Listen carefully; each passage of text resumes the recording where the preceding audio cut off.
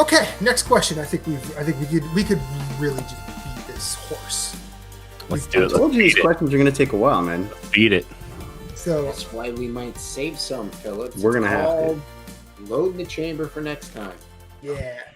Okay, so we're doing all question show. Mikhail, it's usually what we do. We just don't get to it till forever. Yeah.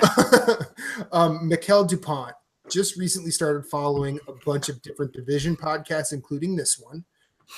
Previous podcast, I believe one of you mentioned you used to grapple competitively.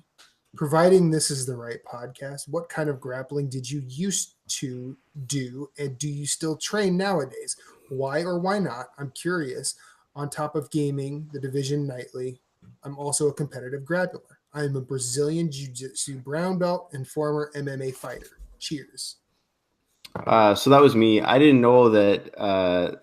Again, I didn't know if I was going to answer this one on air or not, just because I didn't know how many people would be interested in it. So I also don't know how the internet works, so I answered this in the Facebook group. I used to grapple in Brazilian Jiu-Jitsu. I'm halfway through my blue belt. So for people listening, Brazilian Jiu-Jitsu doesn't have a lot of belts. It's you start at white, then blue, purple, brown, black. So it doesn't have a lot of belts, but it takes you a long time to earn them. So to get a black belt in Brazilian Jiu-Jitsu, anywhere from like 8 years to 15 years, unless you're a genetic freak like BJ Penn, who got his in 3. I don't grapple anymore. I haven't been able to due to injuries to my back. And because of work, I'm a construction worker. I had to make a choice between my career or my hobby.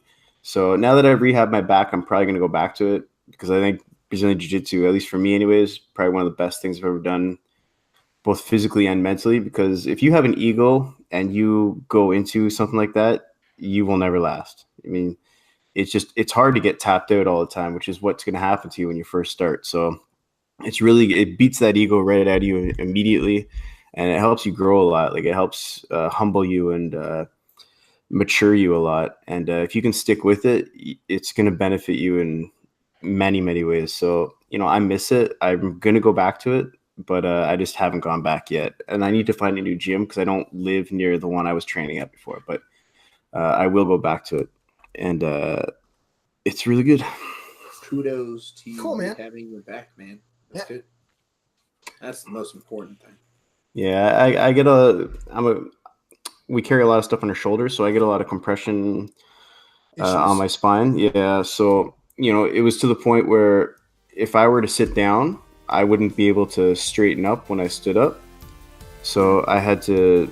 I couldn't roll at all. So I can lift weights now. I can I can work without pain. So I will go back. It's just I have to be really careful about it. Yeah, please be careful. Yeah.